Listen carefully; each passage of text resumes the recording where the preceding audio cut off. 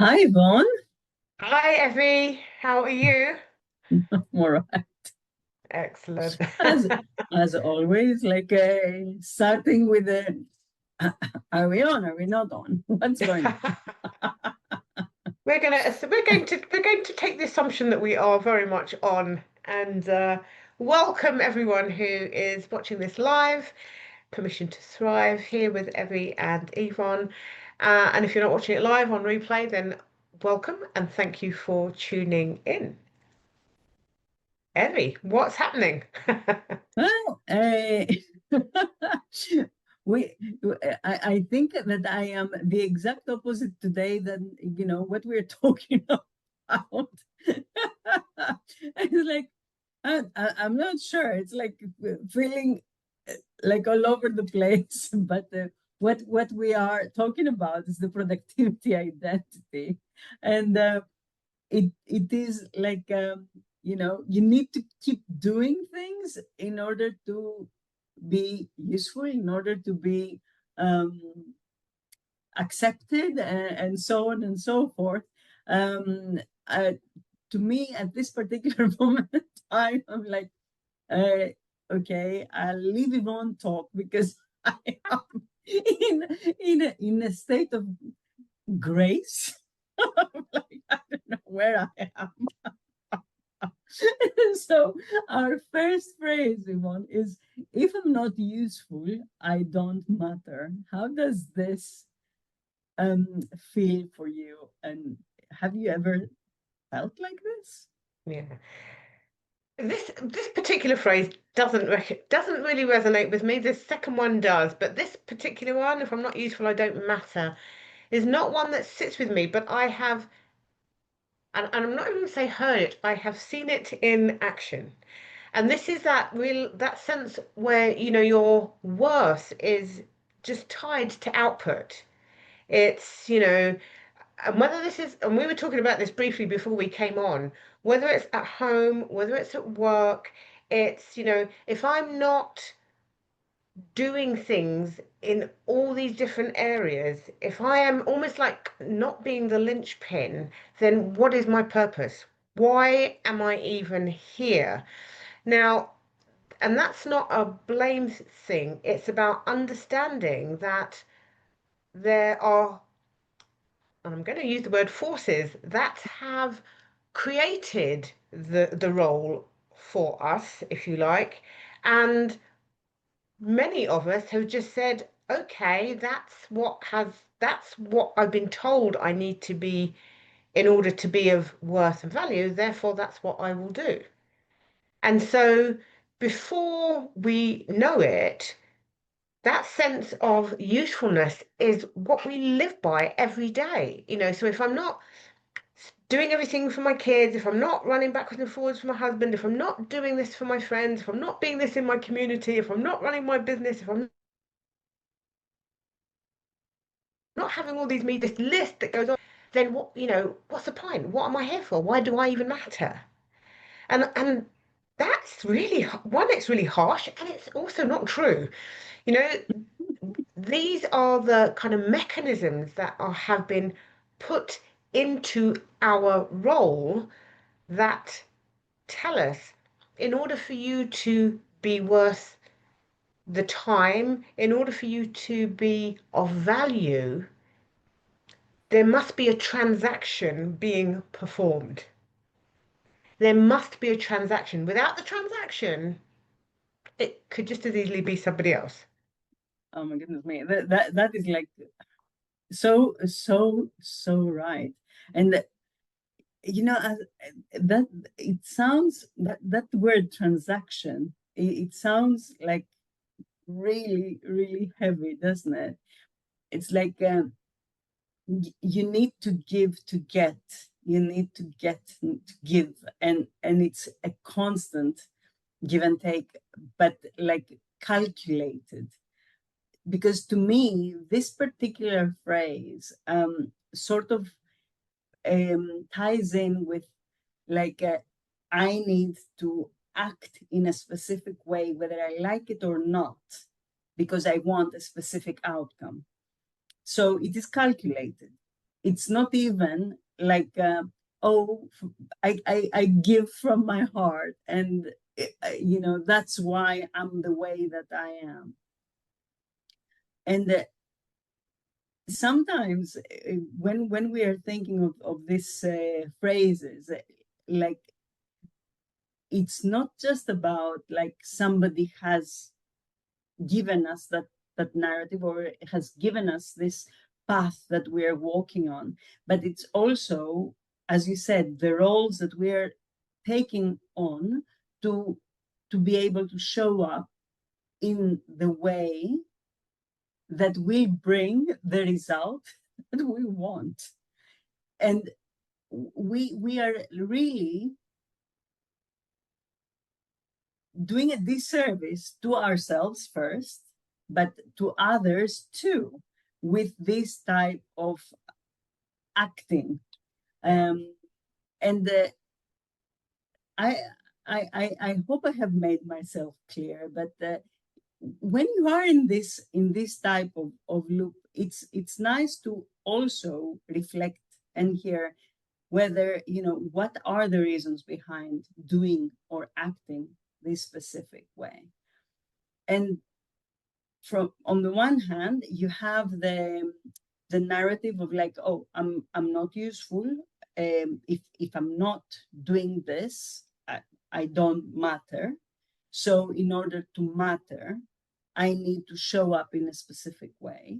So, but who am I showing up this way? It creates like that kind of question, and Yes.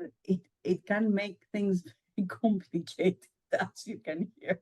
I don't know if I'm making myself clear here, but yeah, that's how I see it. I have not really, I can't say I have felt this way, or I have not felt this way. I have used at least this language, because let's say as well, yeah, Yeah. that language might not resonate, but like, potentially, because we all are in environments, and we all work with other people, and we all are in our families and stuff, it is Mm. likely that we are acting in a specific way to get a specific outcome, but not necessarily with this particular phrase. I don't know. I mean, Yeah. Yeah, and it's an interesting one because I kind of want to say that there's nothing wrong with wanting to be the linchpin. So if that's a desire, I want to be the person that keeps my family together. I want to be the person that keeps the whole work thing together. Nothing wrong. There is nothing wrong with that desire. The issue is when you feel that if you weren't doing all of those things, you would have no value, you would have no worth. That's the bit that is the challenge and the issue, not the wanting to be the linchpin. Where it becomes, I think, I'm going to use the word dangerous. I'll use it very lightly. Where it becomes dangerous is when it is at when you are attempting to be all of these things and doing all of these things to the detriment of your well-being. Like I will run myself into the ground. I don't care if I don't sleep. I don't, and you may not be saying that, but this is what you are saying. I, if I don't get to sleep, if I feel like I'm breaking into a million pieces, as long as I get all this stuff done, then I matter. Therefore, I must get all this stuff done. And that is dangerous because what are you doing when your health is no longer available to you? What can you even do then? So for me, that kind of urgency to be everything to everyone, sometimes it's just worth sitting back and just saying, am I doing this because I truly want to? Like you said, am I doing this? Is this like my heart feels full and I want to do this? Because if your heart is full and you want to do it, generally speaking, you have potentially nourished yourself in some way to do it. If it's that driving force of I must, it's my responsibility, that's what I'm here for, da da da da, then it's just worth, okay, well, how much of all these things that I'm doing are truly my responsibility? And how much are things that other people could be taking care of, but I've taken it on board as if? it's my responsibility. And just really kind of clearing the lane with that. Because, as somebody who is very much or has previously been, a doer, do, all the time, whilst this particular phrase doesn't resonate with me, I don't feel like I've ever tied my worth to the output in this way. I do still see and understand how easy it is to fall into that, you know, and it's just for me, it's unhealthy. And I mean that in the physical sense, in the emotional sense, in the, mental sense, that it is unhealthy. And even if we feel like these demands are coming in, and therefore if they're coming in, then they must be my responsibility, that we need to stop. This for me is the important bit about pausing and noticing and just like, is this all real? Is this all true? Or am I just doing it out of this sense of responsibility, or because I want to be seen as the linchpin, or because XYZ, whatever that is? Um, and it's often the lack of pausing to question with curiosity, again, not with judgment, that keeps us just spinning those wheels, spinning those wheels, spinning those wheels. Yeah. That is the thing is, like, when we tie our worth to actions, it most likely, or most of the time, takes us to this downward spiral of okay, there is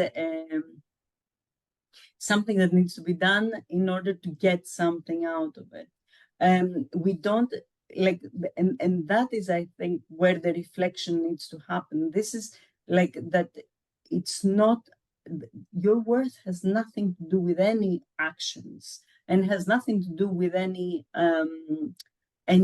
else or anything external in many ways. And somebody might not, they might say that, okay, that doesn't really sound true, because like, there are a lot of external things or factors that affect how we are, and how people see us, and all these things. But it will be really interesting to take a pause here and ask, is this really the worth? Mm. Because again, it is about the meaning you give to the words, right? Is and it is our choice to give meaning to the words that are serving us. And if we are in a good space, the people around us pretty much are in that good space too. So that's how I feel about this particular thing. The judge will always come up and say, "Oh no, you're not doing enough," and then where is your worth if you're not doing all these things? But Yeah. it is important to just ask, is this true? Yeah. Like, Well, I think also a little bit of what you were saying is like worth is innate. You have to go out and earn worth. You may have to go out and earn money. There are lots of things you may have to go out and do, but worth is innate. yeah, Now, that worth for some people may have been stripped away by the way they've been um, treated, spoken to. There are lots of situations where that worth will have been stripped out of someone. So I just want to acknowledge that because I think that's really important. And so then it's about what what are the things that need to happen to be able to come back to that, to be able to get back and tap into, recognize, and really own that self-worth. Because not every journey, as we know, in life is a smooth one. And most of us have not had smooth ones.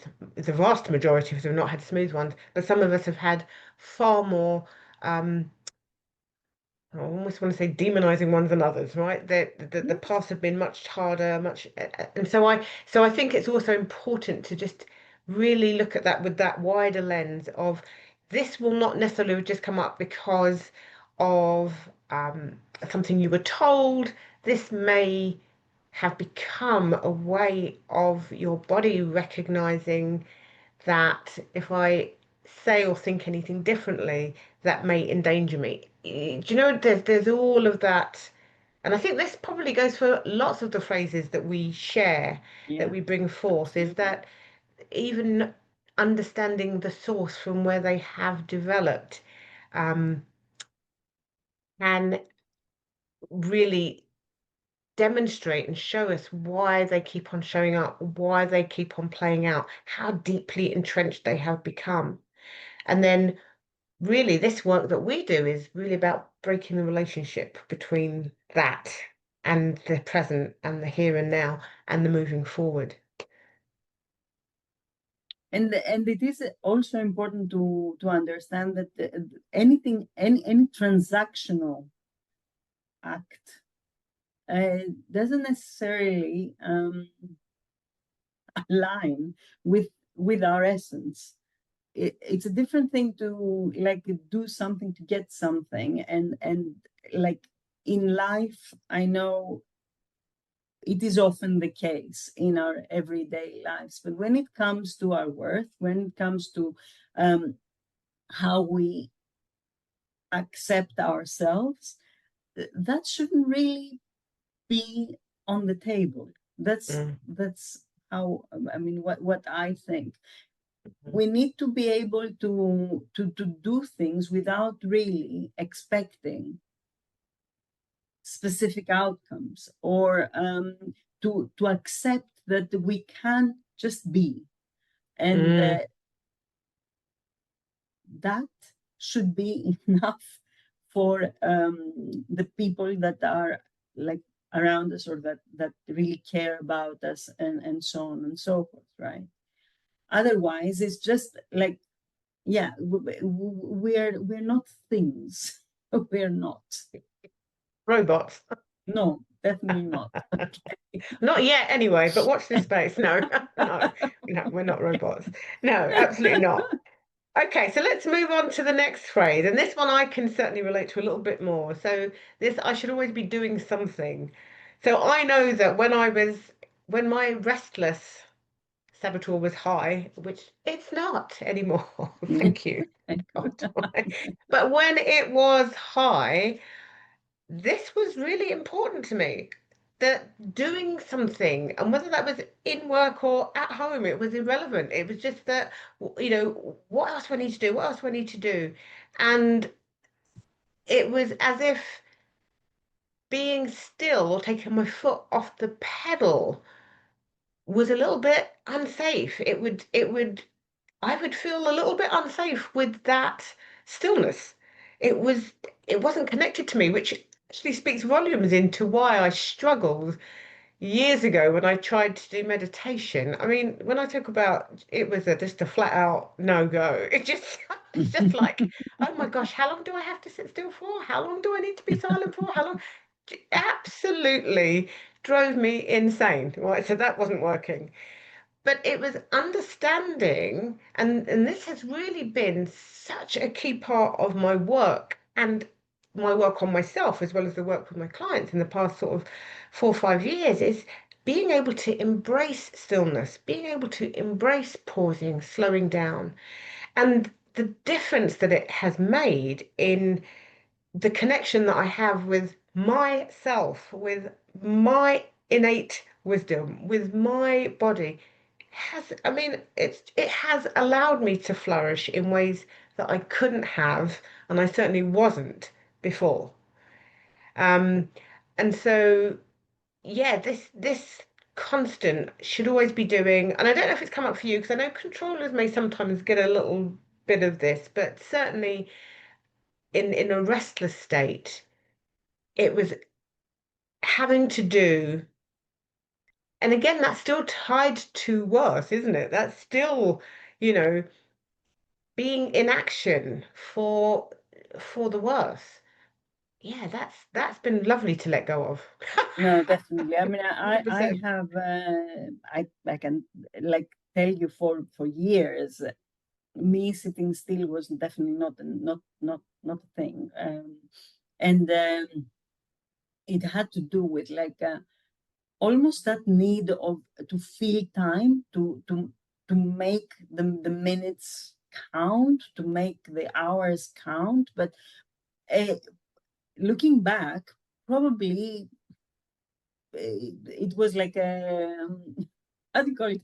A, a, an endeavor that was really, I don't want to say useless, because okay, everything in our life we can say they were useful in one way or another, and the Mm, way that we are acting in specific times of our time of our life is how we know what to, depending on how we are in those specific moments. But like, yeah, it there was so much of like making sure you feel in the time, that it has that there are no moments of rest. You almost need permission to rest, and even that you wouldn't get from yourself. So as a controller, I felt that very strongly, and it also feeds in as to the controller, like, okay, if I don't do it, nobody will, or if I don't do it, nobody will do it so well. And so on and so, I mean, there is so much um, behind that. But yeah. like I think when you were talking about meditation, because like I don't think like 10 years ago I could sit for 1 hour to meditate, and I do it regularly now. But the important thing is that there is this connection between the mind and the body, and unless you start like making sure that your mind is a controller, it really controls the body will always react to the stillness, because I don't know why that is, but there is a lot of research around that, and how the body is almost like a wild horse that needs tamed, and that's why when you meditate, you need like to just keep the body still, and it's the hardest thing to do. um it's the brain. I know we are talking about bringing the mind back to the now, because we have that tendency of either going forward or going backward, of course. But the body, I felt with regards to meditation, that it was the hardest to to keep it in one place, to not feel that uncomfortable, to not feel Mm.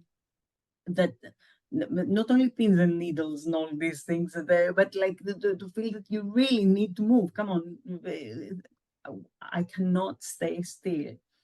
And now I can tie those things together. Then I couldn't really. It just felt that I had too much energy, that as Mm. I was sitting down to meditate, it was like I didn't know where to go. And of course, I couldn't meditate. It was like, nah, as you said, no, no, no. I'm not how do you call it, a meditation material.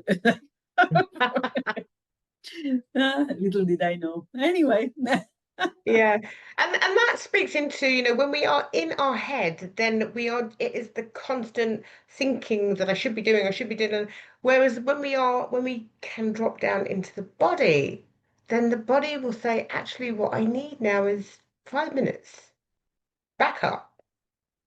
But so many of us live up here, and we don't spend enough time dropping back down into here. And here lives that for me, the innate wisdom, where when it's time for rest, we take rest. When it's time to do, we go do. When we simply need to be, we just be in whatever format that takes for us. It may not be the same. For me, meditating now is like, I almost think, what would I do if I wasn't meditating first thing in the morning? Because like that sets me up for my whole day. 5 years ago, it would have been, I haven't got time for this. I need to go and do something. That literally, that has been the switch, and that has been for me being able to get out of here all the time and actually come into here.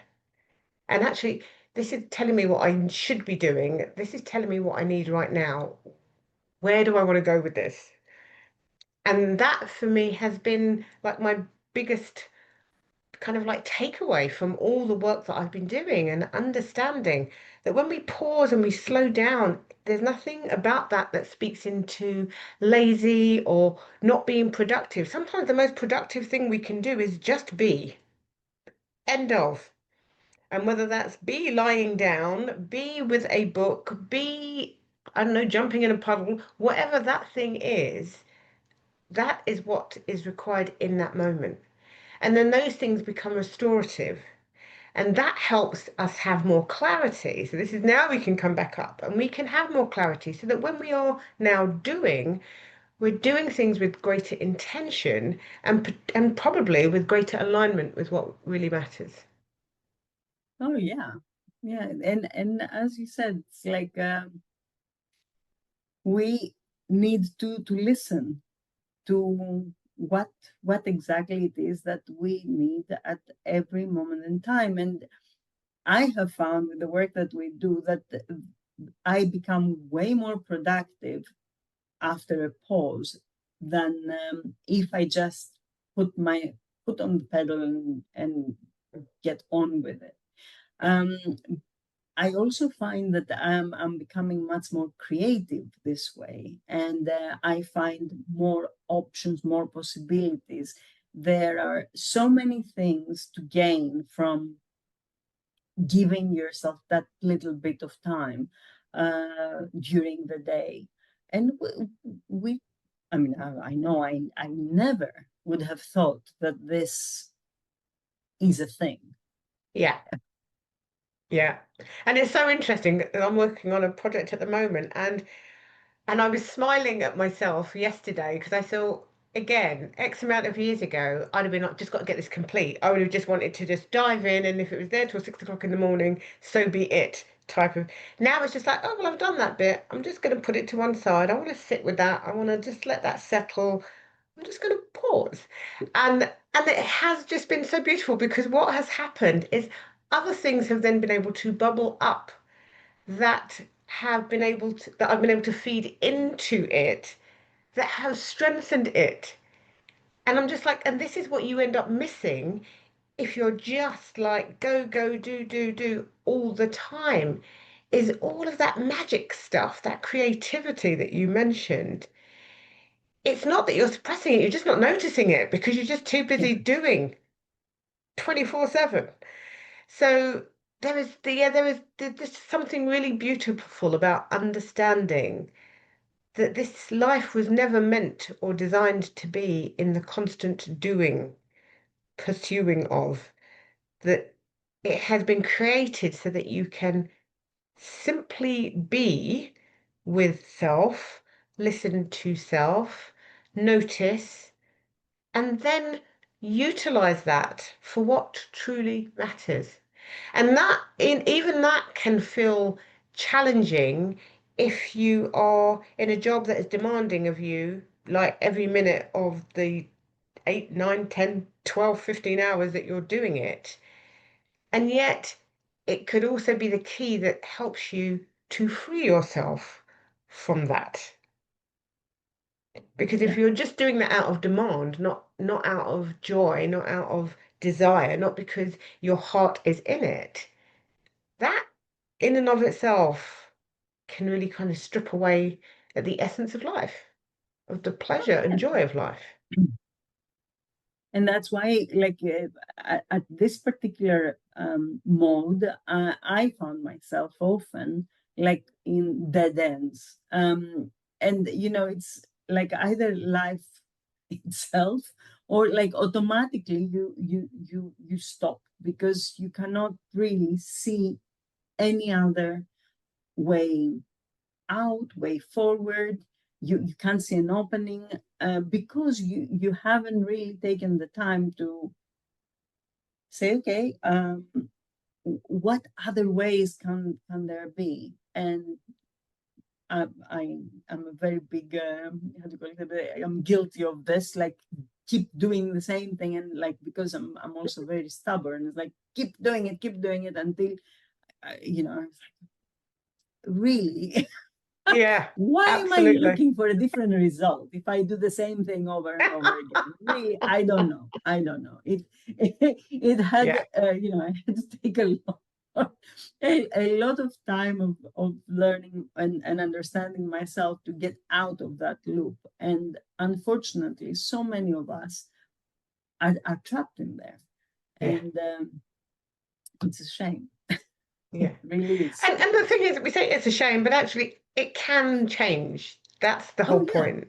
And as we look at sort of mental fitness and this work, this is why we do the work that we do. This is why we use the modalities that we do, because these are the modalities, or some of them. There are many, many more of that, I am certain, that can help break those patterns. And in breaking those patterns, helps us then really start living in the life that we truly want, to work towards the things that truly matter, and to stop doing all of this stuff just because we think we should be, or because it's being demanded of us, as if we don't have the capacity to actually think for ourselves and just say, actually, no, this doesn't feel right, or this isn't right. I need to look at something else. Yeah. Yeah. And give yourself that space to be able to look at something else, because you see, that's the thing, the more you are in that constant movement, the less you can see a space to stop and investigate, or to become curious. You're Yes. just in the doing mode. That's it. Yeah. And I think just like you said, that, even if you're not even if you're not generating the result that you want, it's like, but if I just keep on doing it, then it'll happen. And actually, well, some situations may require that. Other situations may require you to stop and actually just say, what else, or what different thing, or what's blocking this from actually shifting. Because if you don't pause and notice, then yeah, that cycle just becomes the cycle. Right. Yep, Yeah, that's it. indeed. So I think we're there this week. As always, love to hear your thoughts, comments, anything different.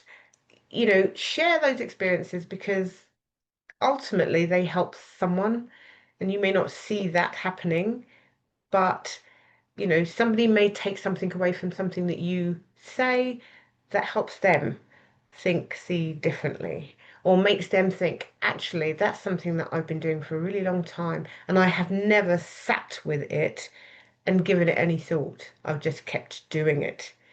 So, this is always an invitation for all of us to really look at what we do and why we do it, and who and how is it serving, and is that the life that we want? Is that what we truly desire? Or is it just this wheel that we are on that just keeps turning and we just keep on going with it? That is, I think, food for thought for all of us. Yvonne, thank 100%. you. Thank you, Evie, as always. Thank you for anyone who has tuned in. Thank you for the comments that you leave. And again, as I said, just encourage you to leave any others. And we will be back next week. Next week. Thank you, Yvonne. Fantastic. Thank Thanks, you, Evie. everyone. Take care. Bye.